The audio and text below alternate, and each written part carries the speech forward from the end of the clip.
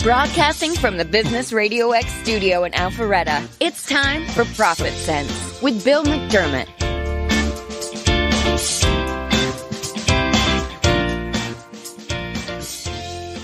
Welcome, everybody, to the inaugural show of ProfitSense. This is Bill McDermott. Looking forward to a fun-filled, informational show today. We're going to be talking with Tricia Dempsey of Thrive Her. Tricia, welcome. So glad you're here. Thank you. Good to be here. And so part of the audience might be wondering, gosh, Bill, ProfitSense, why did you do that? And so just wanted to share with you a little bit. In about 30 years of banking, before I became an entrepreneur and started McDermott Financial, I've just seen business owners struggle with financial blind spots. I think, Tricia, probably that's something Guilty. that you and others have struggled with over time. So having probably worked in banking with 4,000 different businesses over 30 years, I wanted to try to start a podcast helping business owners understand that they too can have a path to profitability and that there are ways to overcome their blind spots. I think what we had talked about certainly at different times is you have to change your mindset. Yeah. It's mindset over skill set when it comes, and we'll certainly be talking more about that. But that's kind of it with McDermott Financial Solutions. If you want to subscribe, obviously there's ways to do that, and I'll certainly be posting updates on LinkedIn if you follow me on LinkedIn as well. So, Tricia, second business, Yes. Thrive Her. Mm-hmm. What a great name. So talk a little bit about the inspiration that was behind Thrive Her. Yes. So, if you have started a business recently, you know how challenging it is to find a name for a business. It's actually really challenging from a URL standpoint. I loved Arianna Huffington's book, Thrive. I gave it to the WIT board when I was president years ago, and I gave it away. I had boxes of it, gave it away forever. And I think the inspiration for me was seeing such a successful businesswoman who also really had a massive focus on self-care and on recharging herself and making sure she had enough energy to bring to work every day. And that's really where the Thrive part of the inspiration came. And then when I thought about who I wanted to serve, I just always had an affinity for helping women. And I've been a major part of a lot of organizations for years and years and years. So that just felt like a natural fit. And when I remember waking up, this is funny, Robin Roberts on Good Morning America has a thing called Thriver Thursday. And literally I had just gotten the URL, Thrive Her, and Robin Roberts posted that or had the show on Thriver Thursday. Wow. And I pinged her on social media and said, I just started my business, Thriver. Can I be on TV with you one day? Which is on my bucket list for sure. So that's kind of how the name came about. Wow, that's a great story. And actually helping professional women live their purpose, leverage their strengths, and love what they do. So how do you incorporate all those into your coaching? Yeah, so there's when women work with me, there's really kind of one of a couple different ways that we get a chance to work together. One is if you join my community, which is thrive-her.com/join, and you can just go and become part of that. You'll get free little mini weekly coaching every single week. I call it Thriver Thursday. I put an email and a video out every single week that does a little nugget of coaching for women so they can get a taste of what that feels like and is like. Because so many women, unless they're at the top levels in their organizations, don't have coaches. Sure. And so for them, I wanted to introduce what it's like to have a coach. The second way is to really take one of my courses, which one of my courses is called PinPoint Your Purpose. And I think for me, finding my purpose at the age of 49 has been transformational. And if I could help somebody do that in the 20s or the 30s or the 40s, I believe it could be a rocket fuel for where they take their life. And so I offer that through my coaching course, PinPoint Your Purpose. Yeah. And what a way to give back, because in many ways, I'm guessing Thrive Her is also the Tricia Dempsey story. It is. And it's really, I think you mentioned mindset at the very beginning, but I believe every result we have in life started with the thoughts that we have. I absolutely believe that. And so there's power in your thoughts. And I meet so many women who say, well, I can't, or I'd really like to one day, but I'm afraid, or I'm concerned about this, or I need to ask my husband, or I need to get permission from my boss.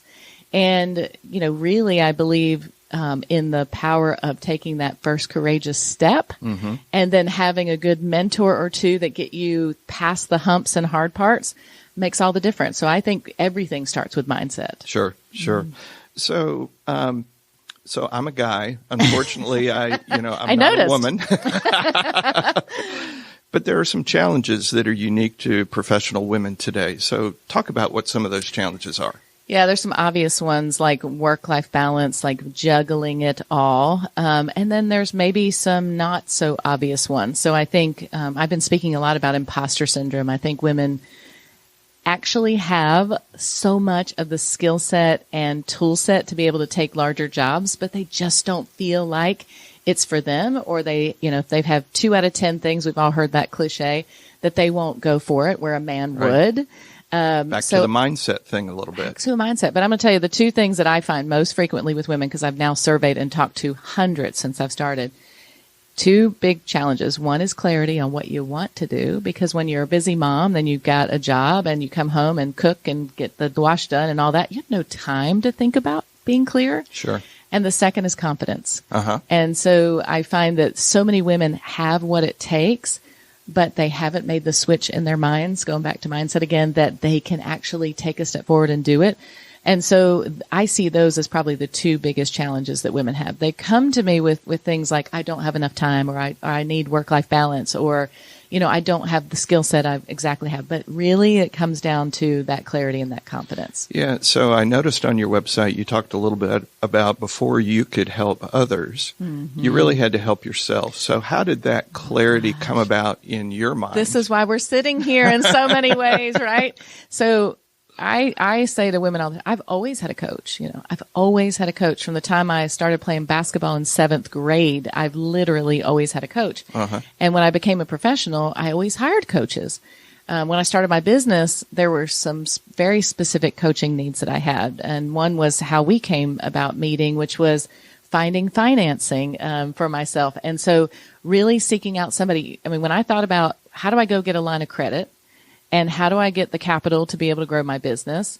I was at a complete loss. I was Googling like how to get a loan. It was that cursory of knowledge. So I wanted to be paired with a person that had enough experience and gray hair, no offense, but who had the wisdom to be able to help me go about doing that in a way that didn't stress me out completely as a business owner and constrict everything that makes business owners business owners. Sure. And so I've had multiple coaches over the years for multiple things, depending on the need. A personal coach, a finance coach, a presentation coach. Like I've always thought that was a way for me to expedite my education on things. I certainly didn't want to go back to school and get a finance degree. That's for sure. Yeah. Not enough time in the day with everything else that's going on. No. So that clarity has really come through coaching and leveraging the expertise of others to help you get what you want, not only out of work, but also out of life. Yeah, that's right. So Thriver has an interesting business model. It's a little bit unique. So talk a little bit about why you selected the business model of actually being focused on courses versus one-on-one coaching like most coaches do. So for instance, PinPoint Your Purpose. That's fascinating. Well, to me. the business model that most people think of when they think about, well, I get to 25 years or so and then I'm going to become a coach, is an hour by the hour business model. And I'm fascinated now with business models. You've helped me be more curious about that. And it wasn't a leverageable model. You could coach maybe 4 or 5 people a day before you felt like you were in therapy all the time with somebody. And it didn't feed the energy that I needed to be able to bring my best to the business. So I started looking at business models, and one of them was offering digital courses. That business is like $125 billion business, 325 in the next 5 years. Wow. Like it is the future of how we'll deliver. I had no content. idea. For me, it served 2 purposes. One is I live in Sunset, South Carolina, which has a population of 1,100 people. We're very proud of that. And there was no way I was going to meet that many women there. So for me, it was a geographical thing. And then it was also an impact thing. I had a vision of coaching 10,000 women before I sunset off and actually live there full time and not work.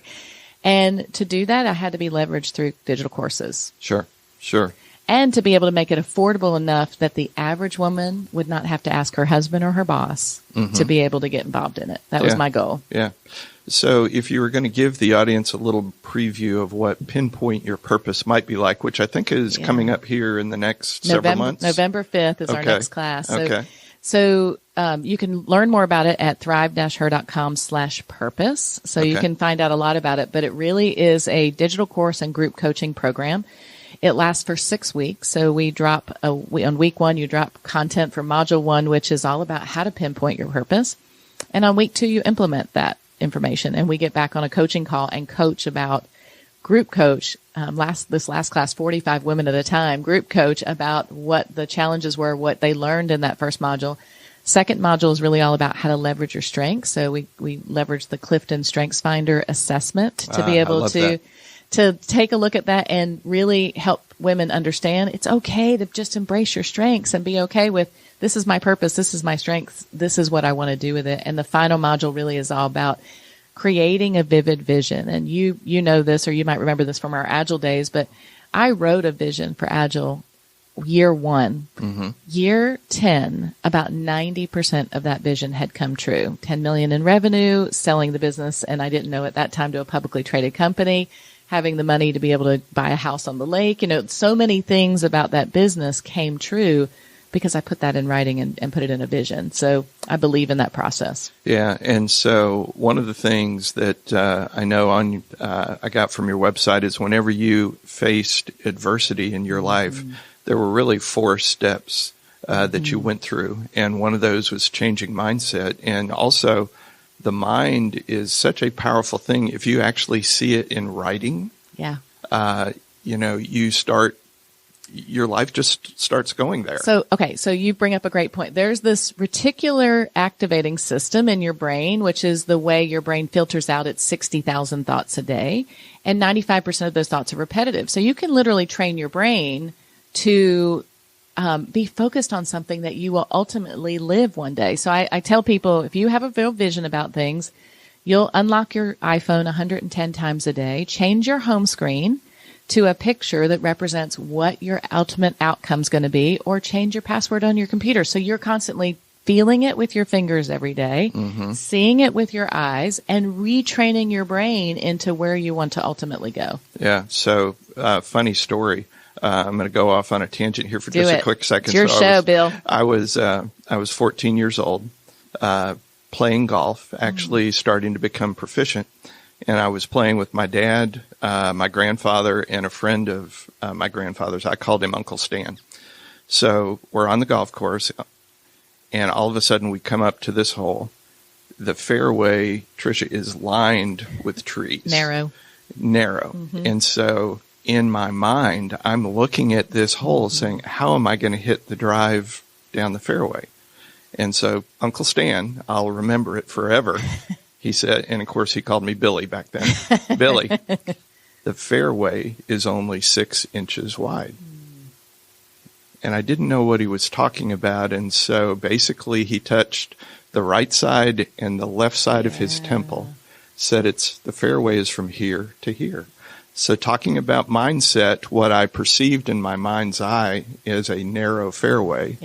In reality, my mind made it much worse than it had to be. Yes. And I bet if you close your eyes and visualize it, I mean, I often do this. I start every day with visualization. I visualize my day. I look at my calendar and think about who am I meeting with and how do I want those meetings to go? What kind of impression do I want to make on that person? What kind of inspiration do I want to give? And I visualize how those outcomes are going to be with every single meeting and call I have. Yeah, so share with our audience the vision that you have for Thrive Her. And I know it's going to continue to evolve over time. But as you picture in your mind's eye, what is Thrive Her all about? Yeah, I think for me, Thrive Her is a movement. It's my life's calling. But I think ultimately as the business model unfolds, it'll be a combination of digital courses that women can get at a reasonable price so that they can start to experience the power of having a coach. And if I could take, and I say this as leaders all the time, our responsibility is to recognize the potential in people and tell them that we recognize it. Because you did that for me as a business owner. And I was like, I stink as a business owner. And you're like, no, you don't. Once you get focused, you're going to get it. And so I think offering digital courses on a larger scale and having almost like a Netflix type of library that women can tap into and take for whatever topic that they want to take that for is one part of the business. I think still having some one-on-one coaching with women who really need an additional accountability and support. I've already, in a month's time, I've got 14 one-on-one coaching clients. I promised to stop at 10, and then women keep coming. And so I'm trying to figure out how to scale that model with some additional coaching partners. So I'm looking for other coaches with a similar mindset and vibe as what Thrive Her has. And then I think there's a long-term play of a year-long membership where women can come and join, just like you would Netflix, $29 a month or $49 a month. And you can be a part of that all over the world. So I envision this to be a global movement at some point in time. I've never run a business at scale. And one of my bucket list goals is to run this at scale. Okay. That's to do it all from Sunset, South Carolina. I have every confidence that you will be successful. It's coming. So, who's your target client? What would you want? What would you want the audience to know? Okay, so I spent a lot of time on this. Her name is Maya. Okay. She is 37 years old. She has 2 children. She's married. She works at the Children's Healthcare of Atlanta. Kindness is somewhere in her motto every single day. And that's my true target audience, and somebody who has kids and is in the middle of trying to figure out, oh my gosh, how am I going to juggle all this? How do I make all this work? And how do I keep my confidence high when I'm struggling to get out the door and get my kids on the bus in the morning time?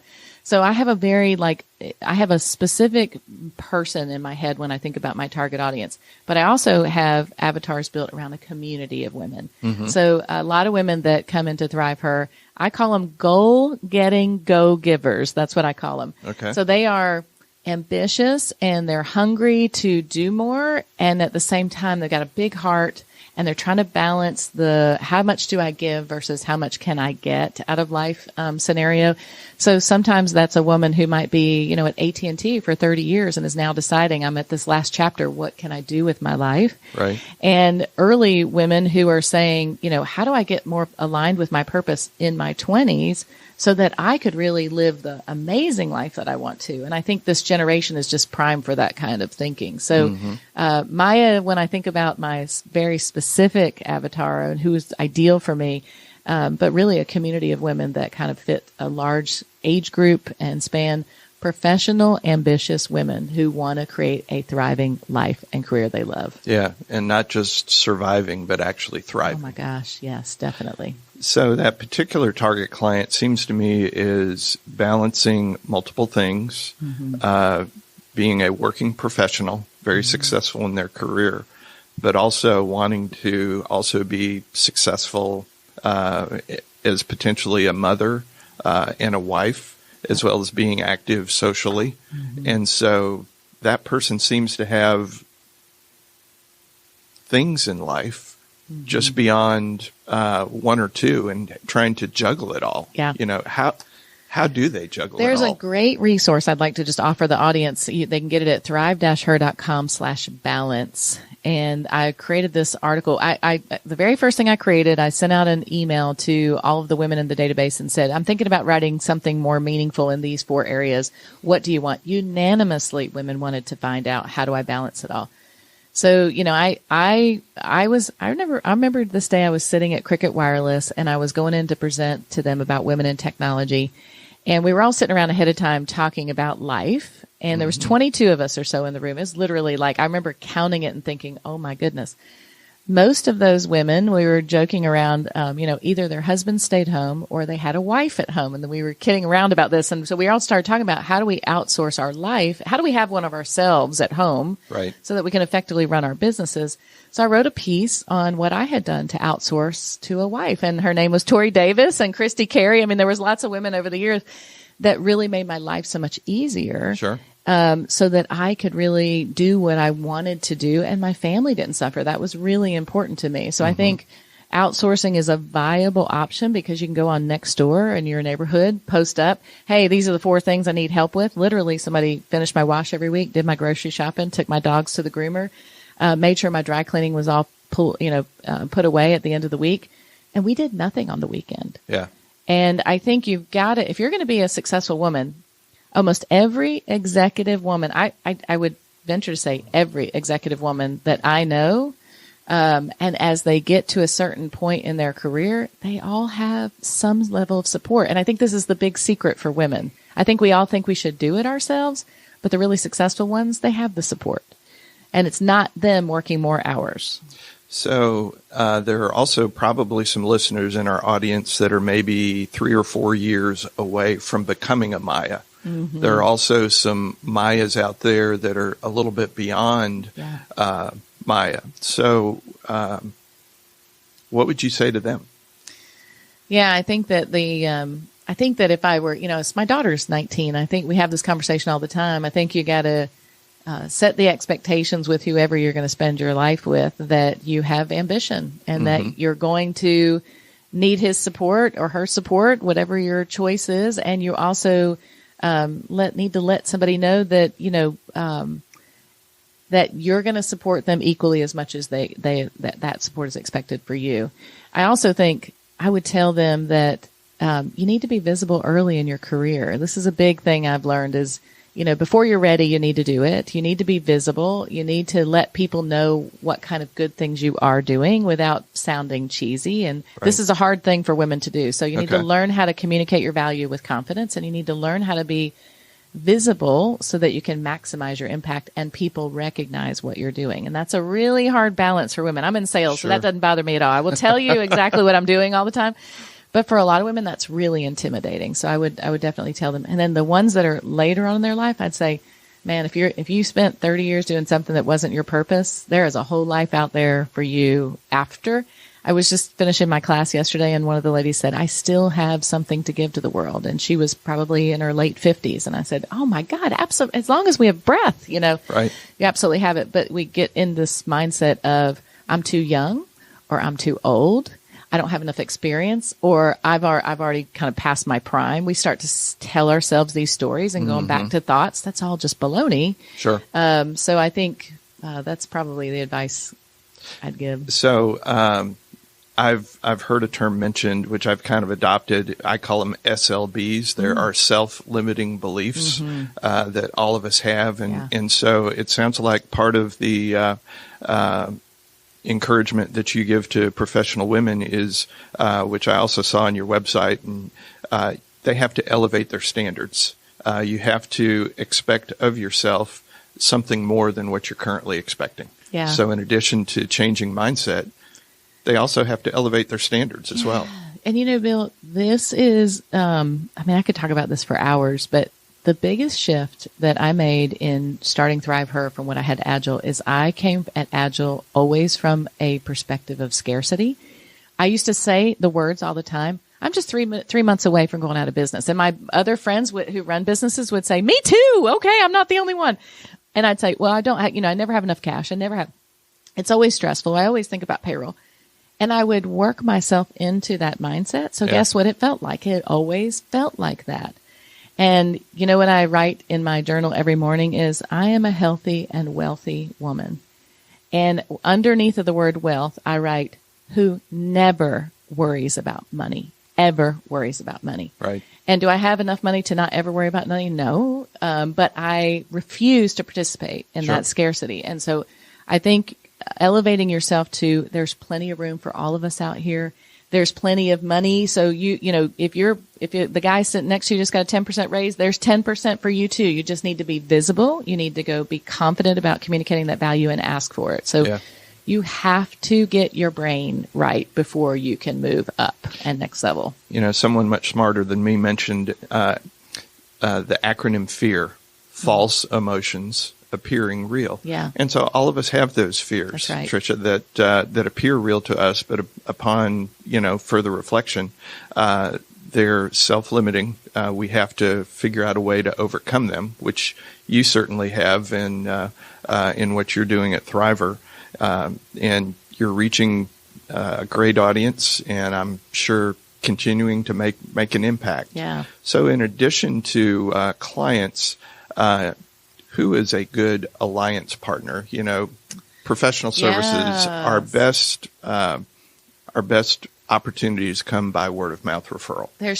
Great question, by the way. There's two groups that I feel like really, really cling to what I'm talking about, and I offer something meaningful to them. Okay. One is internal employee resource groups where they're serving women. Okay. There's a lack of training money. There's a lack of all of that in companies nowadays. So they've started these employee resource groups specific to specific groups. There's even an employee resource group for African American women or Asian women or all women in technology or women in finance. So those groups generally need speakers, content. They want, if they go to join my community and they can get a bit of coaching each week, that's a good offer for them to be able to offer to their audiences. And the second is organizations that serve women. So Women in Technology, we're about to announce a really big thing that's coming up. They're going to announce it at the Woman of the Year or Woman of the Year Awards in November. We'll be announcing a big opportunity that we're going to work on together.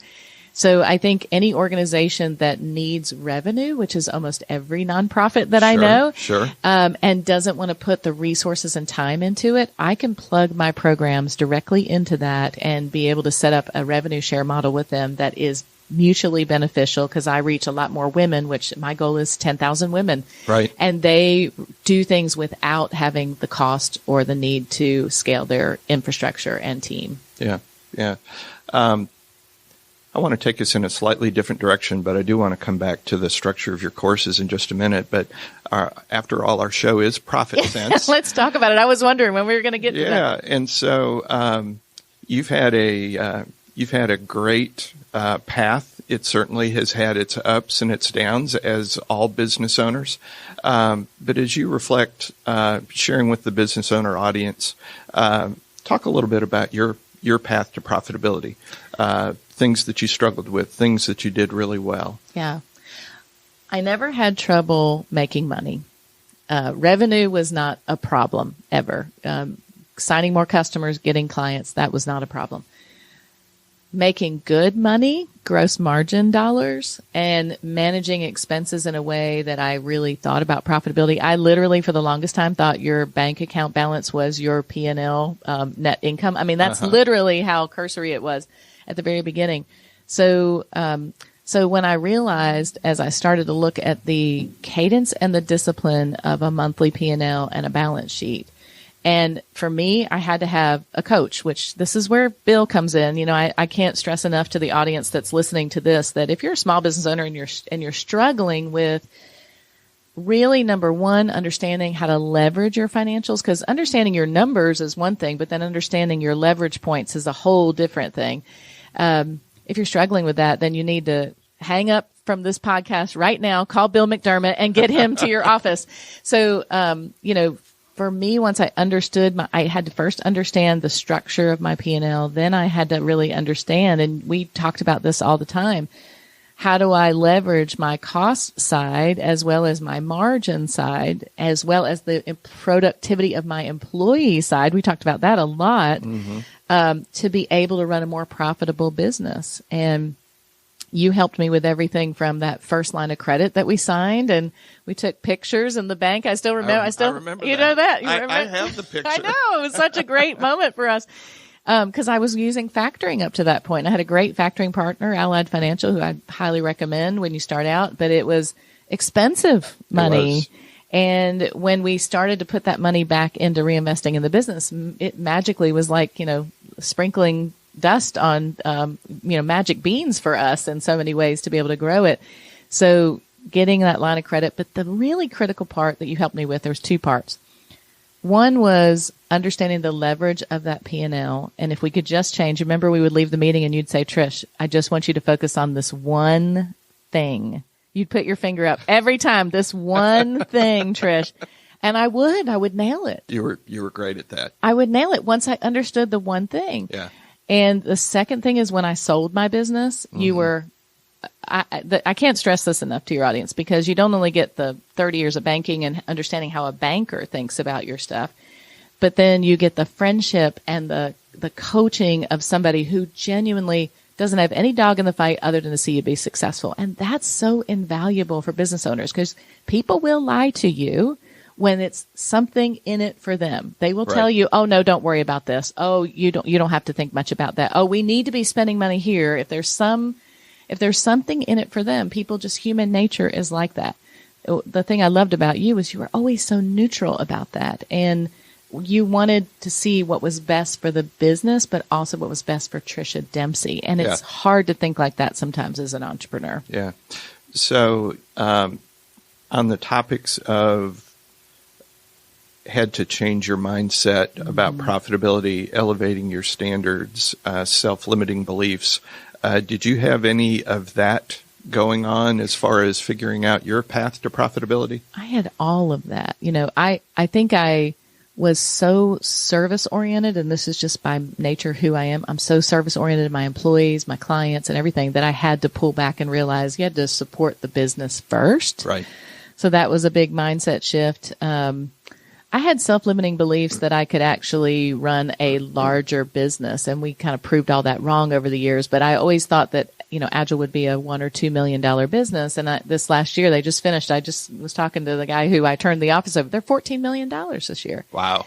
And so, unless you've built that, I think big company people don't always understand how hard it is to do for a small company to do that. But it's pretty exceptional. Yeah. So I had real limiting beliefs about how to get to that number. And I also told myself all the time that finance was not my thing, and I was just going to put my head in the sand and not really pay attention to it. Right. Because I was going to pay attention to the things that I was only strong on. That had to change I had to confront the numbers and understand what they look like. But also, we did a good job, I think, working on this over the years. The numbers are historical, Right. They only tell the story of the past, but the leverage of those numbers tells the story of the future.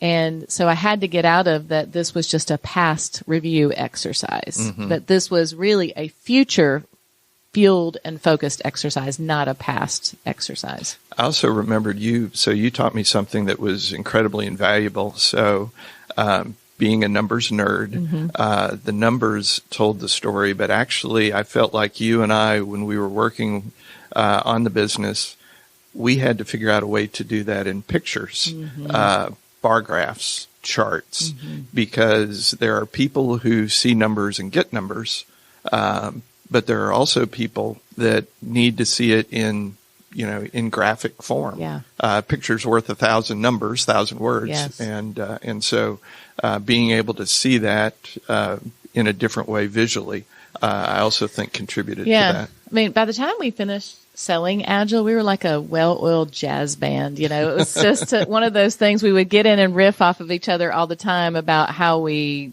work together. But for me, it's so visual, and it has to be really, really simple too. And I think that is the magic of what McDermott Financial brings to customers, is the simplicity of things that just don't have to be overly complicated. And the one, can I tell this one story? You might not even have thought to bring it up today, but sure, go for it. One of the things that I started talking to my people about was each year, how do you want to develop? How do you want to grow your skill sets? What do you want to do? Almost unanimously, because they saw you come into the office all the time, they'd say, I really want to understand our numbers more. I'd be like, yeah, but you're a recruiter or a salesperson. What do you need to know? They're like, no, I really want to understand. Like, when you make a decision, Trish, why do we make that decision, and what does that really look like? And Bill came in and taught, I think, 6 sessions to my team on P&L, balance sheet, the power of 1%, all of the different lessons. And that was one of the biggest development that my team craved, and that you were able to provide. So that when I made announcements like, hey, we're going to invest in this, or we're going to do this, or we're going to change paths, people would say, like, help me understand what the impact's going to be on the bottom line. Help me understand what is that 1% that we're going to change. They got the nomenclature of it, which was so powerful. I think it was one of our biggest opportunities and biggest time periods of growth at Agile. Yeah. Well, and I think you created a culture there where everyone had a voice. And once they knew exactly what the impact was or how they could impact those numbers, then they started picturing it in their own minds, and their mindsets changed. So, well, thanks so much for sharing that profitability story. I want a final question on Thrive Her. So describe a little bit about the structure of your courses, how the women will receive support. Yeah. So if you register for one of my courses, Purpose is up right now, thrive-her.com/purpose. So if you go there and you get registered for our upcoming class on November 5th, you're going to get an email back from me. On November 5th, we're going to jump on a coaching call together, and I'm going to give you an orientation. Here's what's going to happen in the next 6 weeks. Right after that call, you'll get a module of training delivered to you in your member portal. So you'll go in and digest that module, and it also comes along with growth sheets and activities that you're going to be working your way through individually. And then we're going to come back week 2, and we're going to talk about what that really looks like. So in those group coaching calls, people might be saying, how do you coach 45 people at the same time? Like, what does that look like? We jump on a Zoom group coaching call. I can see everybody's face unless they don't turn their cameras on. We have a no makeup policy, so you can come without makeup on that day. And then in that group coaching call, I teach for a short period of time. And then in Zoom, you can actually create breakout rooms. So like yesterday, we did breakouts of 3 people in a room, and they shared their homework with one another and got a lot of feedback from one another. And then we pulled them back. I create polls in the chat. I'm polling all throughout the class. So the class is very interactive. Women are very involved. But then after the class is over, they have this thing called the PinPoint Your Purpose community. This is where the women can talk to each other. Think about it like a private Facebook group that's not inside of Facebook, because a lot of people I've found just don't love their data being out on Facebook. Sure. So this is the opportunity for them to ask questions or post their homework back up or get feedback from people, or, hey, I had a win this week, and everybody celebrates. I call that the built-in Thrive Tribe. So you have the digital course as one component, the group coaching call, and then the community. And it is really a comprehensive level of support for women, more than I think they get in any other program that I've been able to discover. Wow. All that sounds just exciting. Yes. And by the expression on your face, I can see that. Yeah, I'm just a little excited. You're thriving. So, final thoughts, final comments for our professional women listening audience out there. Yeah. What would you want to close with? I got two thoughts, for one for women and one for your audience specifically. I'll do your audience first, because I think about this. If you're starting a business, even before you start a business, find Bill McDermott, because I think this is, you want to find somebody you can trust from the very beginning. You're not going to know everything. And if you partner with somebody who understands the journey that you're going to go on, you're going to go a lot farther, faster. So let me just leave that as a parting note there. And then for women, I don't care what level you are in your career, you can now afford a coach. I want to coach you. So please go out to the website, join our community at thrive-her.com/join, and become part of our community. You'll start getting coaching immediately. So if you've always thought that's reserved for the highest of the high women and the falutinous of the falutinous, it's not. It's reserved for you too. And I think, again, you can go farther, faster with somebody who sees your blind spots, can help you understand the next step to take, and have the clarity and the confidence you need to get where you want to in your career. And I think you're on Facebook too, as well. I'm on Facebook under thrive.hercoaching, and pretty much on every social media platform is that as well. So they can check me out there. Well, Tricia Dempsey, it looks to me like you're thriving and have so much to offer the professional women community. Excited to have you on the show today. Thank you so much for being here. Yeah, it's my honor to be the first guest. Yes. The first of many. On our inaugural show. Thanks so much to Tricia and to our audience. This will be up and available for listening shortly. This is Bill McDermott with ProfitSense. Have a great day.